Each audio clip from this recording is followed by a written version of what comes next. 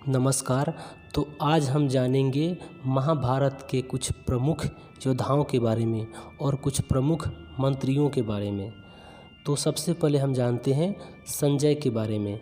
संजय गवलगम नामक सूत के पुत्र थे।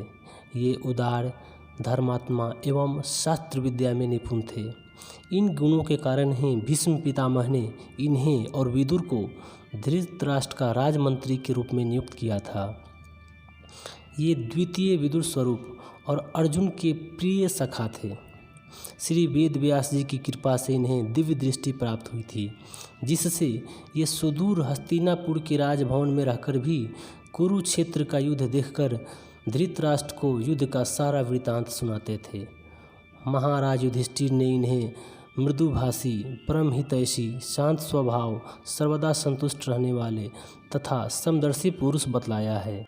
ये सदा मर्यादा में प्रतिष्ठित रहते थे तथा किसी के दुर्व्यवहार से भी उत्तेजित नहीं होते थे।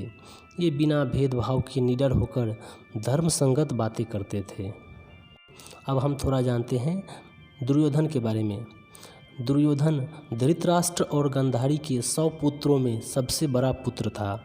इसके जन्म के समय नाना प्रकार के अपशकुन दिखाई पड़े थे।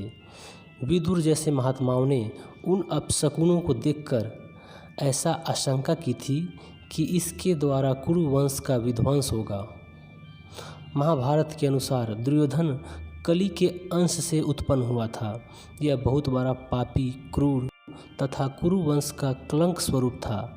इसके नामकरण के समय उपस्थित कुल पुरोहित एवं बड़े बड़े ज्योतिष विशारदों ने इसके भविष्य के लक्षणों को देखकर इसका नाम दुर्योधन रखा था। जीवन के अंत समय में भगवान श्री कृष्ण के इशारों पर भीम के द्वारा इसकी मृत्यु हुई थी। अब थोड़ा हम जानते हैं कुरुवंश के आचार्य द्रोणाचार्य के बारे में। ये पांडु पुत्रों एवं धृतराष्ट्र पुत्रों के अस्त्र शस्त्र के आचार्य थे। ये महर्षि भारद्वाज के पुत्र थे। द्रोण अर्थात कलश से इनका जन्म हुआ था, इसीलिए इनका नाम द्रोण रखा गया। ये अस्त्र शस्त्र विद्या की भांति वेद शास्त्रों में भी निपुण थे। इन्होंने महर्षि परशुराम को प्रसन्न कर उनसे धनुर्विद्या का अध्ययन किया था। ये अपनी स्वेच्छा से ही मर सकते थे, अन्यथा कोई इनको मार नहीं सकता था। अपने मित्र पांचाल राज द्रुपद के द्वारा अपमानित होकर जीविका के निर्वाह के लिए इन्होंने हस्तिनापुर में उपस्थित हुए। इनकी योग्यता से प्रभावित होकर भीष्म पितामह ने इन्हें दुर्योधन एवं युधिष्ठिर आदि राजकुमारों के शिक्षा के लिए आचार्य पद पर नियुक्त किया था। अर्जुन इनके प्रियतम शिष्य थे। महाभारत संग्राम में राजा दुर्योधन ने अनुनय विनय और कूटनीति पूर्वक इनको भीष्म के पश्चात कौरवों का सेनापति नियुक्त कर दिया था। अब हम थोड़ा जानते हैं धृष्टद्युम्न के बारे में। पंचाल नरेश द्रुपद ने द्रोणाचार्य के विनाश के लिए पुत्र की इच्छा से एक यज्ञ का अनुष्ठान किया। उस यज्ञीय अग्नि से कवच और अस्त्रों को धारण किए हुए एक बालक का जन्म हुआ। साथ ही साथ आकाशवाणी हुई कि यह द्रुपद नंदन द्रोण का वध करेगा। ब्राह्मणों ने इस वीर बालक का नाम धृष्टद्युम्न रखा। इन्होंने द्रोणाचार्य के निकट धनुर्विद्या का शिक्षा ग्रहण किया। द्रोणाचार्य परम उदार थे। धृष्टद्युम्न को अपना प्राणनाशक जानकर भी इसे बहुत ही यत्नपूर्वक अस्त्र शस्त्र की शिक्षा प्रदान किए। आचार्य द्रोण अपने इसी शिष्य के द्वारा महाभारत के युद्ध में मृत्यु को प्राप्त हुए। अब हम जानते हैं युयुधान के बारे में। युयुधान का दूसरा नाम वीर सात्यकिका था। ये कृष्ण के परम प्रिय सेवक, परम पराक्रमी और यादव सेना के प्रधान सेनापतियों में से एक थे। इन्होंने अर्जुन से अपनी अस्त्र शस्त्र की शिक्षा ग्रहण की थी। महाभारत के युद्ध में इन्होंने पांडवों के पक्ष से युद्ध किया था। एक और योद्धा थे जिनका नाम था विराट। ये मत्स्य देश के धार्मिक राजा थे। पांडवों ने इन्हीं की छत्र छाया में 1 वर्ष का अज्ञातवास किया था। इनकी कन्या का नाम उत्तरा था, जिसका विवाह अर्जुन के प्रसिद्ध पुत्र अभिमन्यु से हुआ था। ये महाभारत के संग्राम में अपने पुत्र उत्तर, श्वेत और शंख के साथ मारे गए थे। अब हम थोड़ा बात करेंगे पांचाल नरेश द्रुपद के बारे में। द्रुपद पांचाल देश के राजा प्रीसत के पुत्र थे।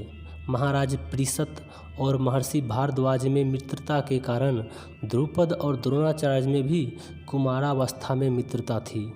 द्रुपद के राजा बनने के पश्चात द्रोणाचार्य ने उनके निकट अर्थ की याचना की, किंतु द्रुपद ने द्रोणाचार्य का सम्मान नहीं किया। द्रोणाचार्य उस अपमान को नहीं भूल सके।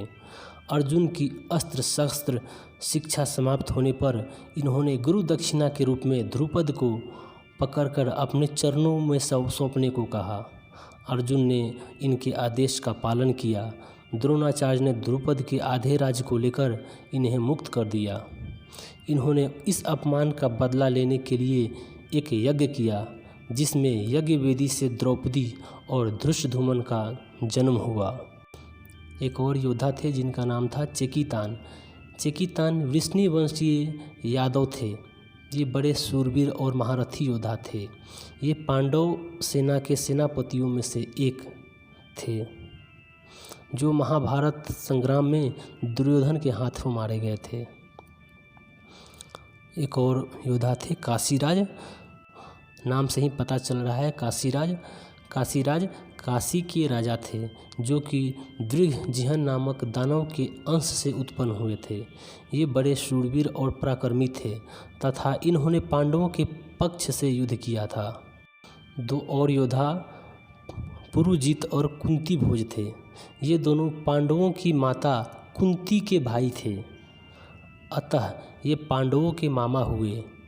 महाभारत के युद्ध में द्रोणाचार्य के हाथों इन दोनों का वध हुआ था। एक और योद्धा थे शैब्य। शैब्य ये महाराज युधिष्ठिर के ससुर थे। इनकी देविका नामक पुत्री का विवाह युधिष्ठिर के साथ हुआ था। ये मनुष्यों में श्रेष्ठ, बलिष्ठ और वीर योद्धा थे, अतः इन्हें नरपुरंगव कहा गया है। 2 और योद्धा थे युधामन्यु और उत्मौजा।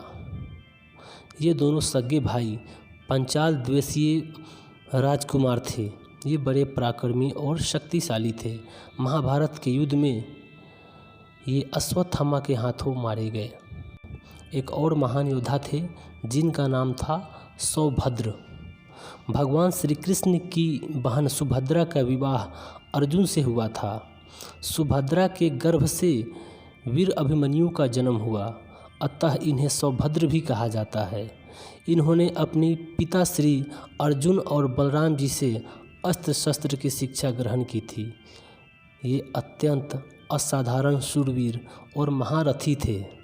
महाभारत के युद्ध के समय इनकी आयु मात्र 16 वर्ष की थी। अर्जुन की अनुपस्थिति में द्रोणाचार्य द्वारा रचित चक्रव्यूह में द्रोण, कृपाचार्य, कर्ण आदि 7 महारथियों ने सम्मिलित होकर अन्यायपूर्वक अकेला अभिमन्यु का वध कर दिया था। तो चलिए, इस वीडियो में इतना ही। अगर ये वीडियो आपको अच्छा लगा हो तो इसको लाइक कीजिए, शेयर कीजिए और चैनल को सब्सक्राइब कीजिए। हम ऐसे ही वीडियो आपके लिए लाते रहेंगे।